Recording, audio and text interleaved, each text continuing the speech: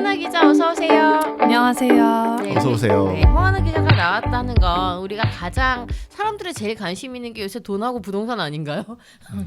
돈하고 부동산하고 이런 말은 똑같이 그냥 같은 돈이란 말이에요. 얘기예요. 돈이죠. 그래서 네. 돈 얘기하러 나오셨는데 돈을 네. 저기 취급하는 회사죠. K뱅크. 네네. K뱅크가 요새 참 여러 이슈가 있는 것 같아요. 그쵸? 네, 그쵸. 네. K뱅크는 우선 K뱅크 소개를 좀 예, 예, 해드릴까요? 좋아요. 네네.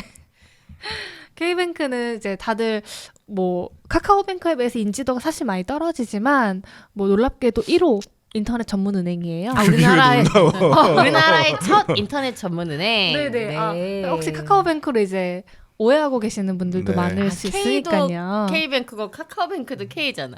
네네. 아, 이미지로, 그죠. 네. K뱅크의 K는 KT의 K일 겁니다. 맞아요. 아, 네네네. 그래. 차라리 KT뱅크 그러지. 그럼 너무 이미지가 구리지 않아? 아 그런가요? 네. 너무 저기 통신사에 대해서 약간 전화국 느낌이잖아. KT 그러면. 네, 전화국 아우 예.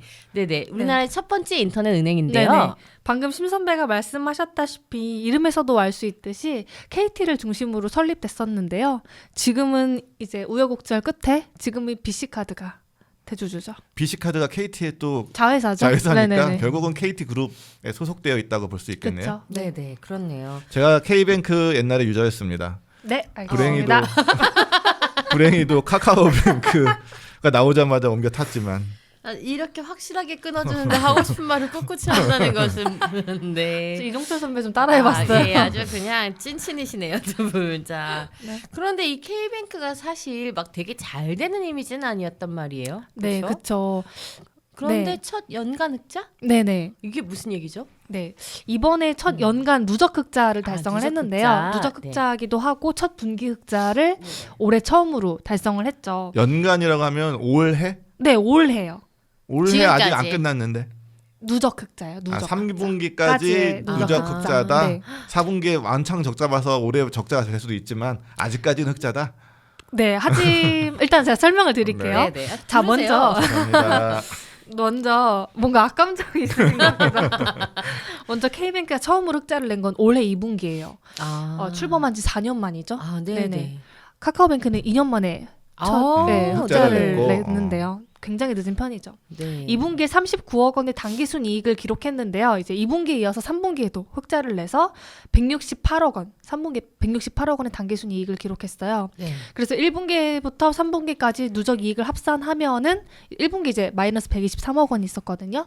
연간 누적 이익은 84억 원입니다. 84억 큰 금액은 아니죠. 은행 치고는. 네, 그래도 또 네. 네, 누적 흑자라는 흑자라는 점에 게, 의미가 있다라고 보고 있고 이제야 돈을 네네. 버는 은행이네요. 이제서야 돈을 버는 네. 은행이 맞고요. 그리고 지금 올해만 딱 봤을 때 점차 이익이 늘어가는 구조인 거잖아요. 네. 제가 봤을 때 K뱅크 측에서도 그렇게 기대를 하고 있는 눈치인데 4분기에는 더 이익 폭이 확대돼서 올해 연간 첫 흑자를 달성할 수 있지 않을까라는 전망도 조심스럽게 나오고 있는 상황이에요. 근데 사실 우리 주변에서 카카오뱅크 얘기는 많이 나오지만 K뱅크 얘기는 많이 안 나오잖아요. 네. 근데 어느새 이렇게 영업을 잘해서 흑자 전환을 했나요? 흑자 배경은 뭘까요? 사실은 이게 뭐 영업을 잘했다라는 거는 뭐 저도 잘 모르겠어요. 뭐 K뱅크도 잘 모르겠죠? 네, 아무튼 네네네.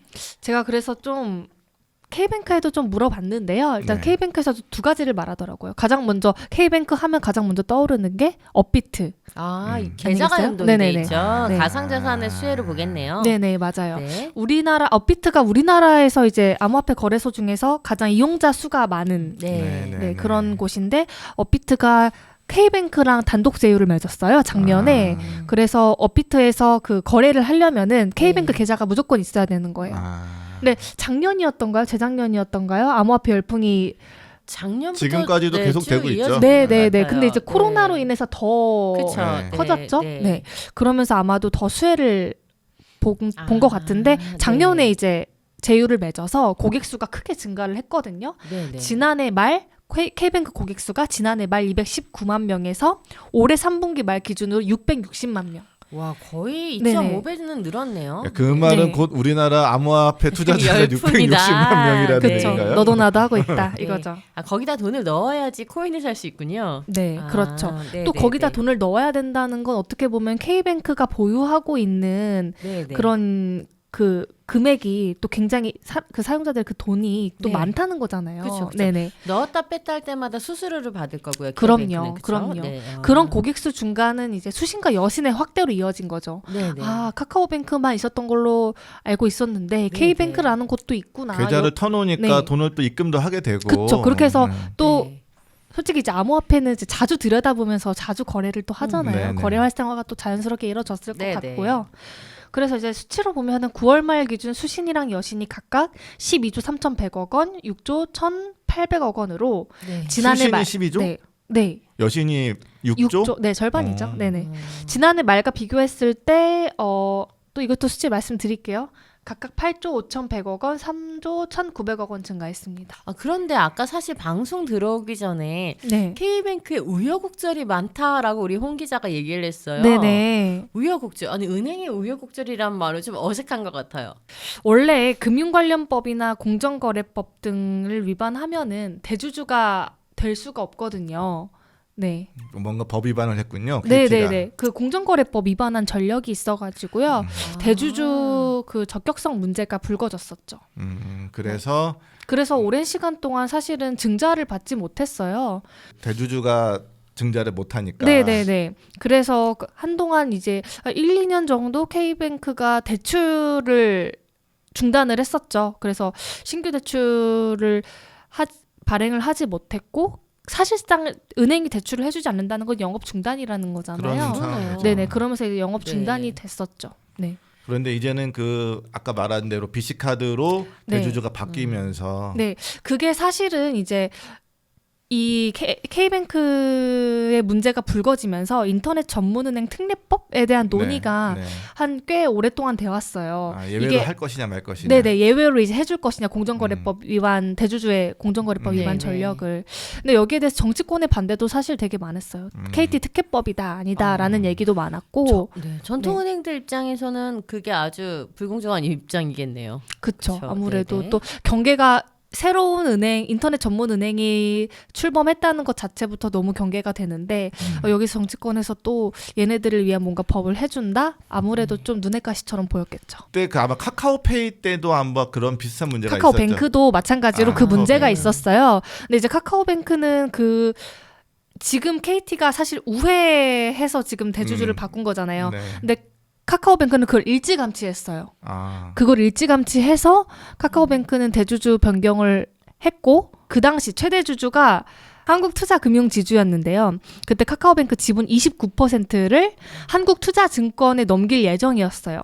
하지만 한국투자증권이 공정거래법 위반을 했었던 거예요. 마찬가지로. 네. 그래서 적격성 심사를 통과하기 위해서 그 한국투자밸류 자산운용으로 지분을 넘기는 우회 전략을 선택을 한 거죠. 그리고 다시 이제 카카오에 또 카카오로. 지분을 넘겨줘서 현재는 이제 카카오가 최대 주주로 자리를 잡은 상황이고요. 인터넷은행의 수가 많아지고 이제 좀 잘 되고 있는 것들이 늘어나고 있다라고 봐야겠네요. 토스뱅크도 뭐 사실상 순항이잖아요. 순항이라고 네. 그쵸 순항은 맞지만 네네. 이제 지금 대출을 못 하고 있어서 조금 아쉬운 상황이긴 하지만 잘 되고 네네. 있다고는 뭐 건 토스뱅크 대출 못 되는 건 자금이 부족해서라기보다는 어떤 뭐 규제 규제 때문에 규제 때문에 네네. 있는 문제니까 네네. 이 규제가 계속해서 인터넷 은행들한테는 계속 문제가 되고 있는 것 같아요. 네. 그 토스뱅크가 그걸 한 거는 인터넷 전문은행만의 규제는 아니고요. 네네네. 네, 사실은 이제 전체 지금 가계대출 대출 대출 규제를 묻는 것 때문에 네. 약간 좀 가계대출 이상한 하기 게 위한. 가계부채가 많으니 대출을 해주지 마 그러면 돈 필요한 사람은 어떡해? 그러니까 더 취지랑은 다르게 더 비싼 사채를 써야 될 그러니까. 상황이 올 수도 있는데 이게 무엇을 위한 규제인가에 대해서는 조금 조금 더 이상하긴 한데. 네네. 그렇군요. 작년에 그러면 우리 K뱅크가 유상증자를 얼마 나온 거죠? 작년에 우선은 네네. 그 공식적으로 밝힌 거는 그때 BC카드 전에 BC카드가 대주주가 되기 전에 네네. 거의 6천억 원 규모로 유상 증자를 했어요. 6천억 원. 네네. 네네. 그렇게 유상 증자를 하고 나서 이제 대출을 다시 재개를 한 거죠. 새로운 네. 대출 상품도 만들어내고 뭐 아파트 담보 대출 같은 것도 상품도 내고. 그래서 결론은 KT가 아니고 K뱅크는 네. 이제 순항하고 있는 중이라고 봐야 되나요? 네, 그렇게 볼 수 있는 것 같아요. 그러면 이게 지금 절대적으로요. 네. 네네. 지금 보면 우리가 유추할 수 있는 건 가상화폐 투자 열풍에 약간 혜택을 본 것 같잖아요. 네네. 자꾸 왜 KT래? K뱅크가. 근데 이 가상화폐 투자 열풍이 당장 끝날 수도 있는 거잖아요. 내년이든 뭐 당장 내년 초부터. 네. 그러면 다시 K뱅크는 조금 경영에 어려움이 생길 수도 있을까라는 궁금증이 드는데. 근데 이게 시점에서 보면은 작년에 제가 K뱅크가 유상증자를 하고 새로운 대출 상품 내놨다고 했잖아요. 네. 네. 그 시점이 많이 맞물린 것 같아요. 이렇게 영업을 재개하면서 K뱅크랑도 업비트랑도 제휴를 했고 네. 또 이제 올해 카카오뱅크가 상장을 했죠. 카카오뱅크 상장하면서 카카오뱅크뿐만이 아니라 K뱅크도 있네라고 사람들이 이제 K뱅크를 인지하기 시작했고 네. 그러다 보니까 사실 K뱅크는 이제 시작이지 않을까라는 생각을 해요. 그러니까 또 이제 앞으로 네. 이제 그 넥스트 레벨을 어떻게 가져갈지. 네. 너무 중고신인 느낌이 나네요. 네네. 그러니까 사실 그런 네, 느낌이죠. 네. 네. 여러분 제가 K뱅크 유저랍니다. 써보시면 어때요? 똑같아요. 카카오뱅크나 그런가요? K뱅크나 뭐 UX는 똑같아요. 그럼 뭐 왠지 카카오뱅크는 카카오랑 연동이 돼 있으니까 더 편하지 않나 이런 생각이 좀 들거든요. 사실. 카뱅은 지금 주담대 안 되죠. 네, 안 됩니다. 아직. K뱅은 주담대 됩니다, 여러분. 그럼 더 좋은 거네. 네. 근데 그때 뭔가 신청했는데 잘 안 됐어. 네, 감사하고요. 개인적인 얘기는. 네.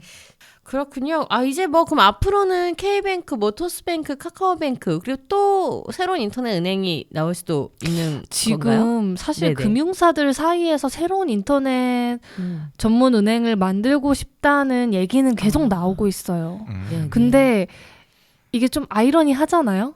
금융사에서 네네네. 만드는 네. 금융사에서 기존의 시중은행을 가지고 있는데 또 인터넷 전문은행을 만들겠다?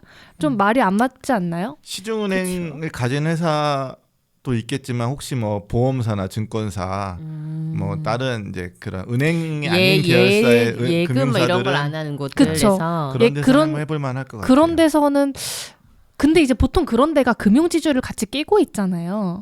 그렇죠. 네, 금융지주를 끼고 있고 그 금융지주는 또 은행을 가지고 있고 네. 또 그 은행은 뱅킹 앱을 가지고 있고. 그렇죠. 삼성생명 이런데 그런 데는 은행 없잖아요. 네, 그렇죠. 그런 데서는 한번 네. 해볼 만하지 않을까?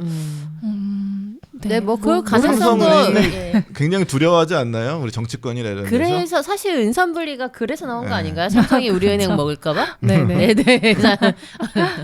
네. 뭐 그러면 앞으로 또 계속해서 이쪽 상황에서는 달라지는 일이 있을 거고 K뱅크가 가상 자산이 열풍이 조금 사그라든 후에도 잘할 수 있을지도 뭐 주목해서 봐야 네, 할 네. 그 포인트가 되겠네요. 네. 네, 오늘 얘기 들려주셔서 고맙습니다, 홍하나 기자. 안녕히 계세요.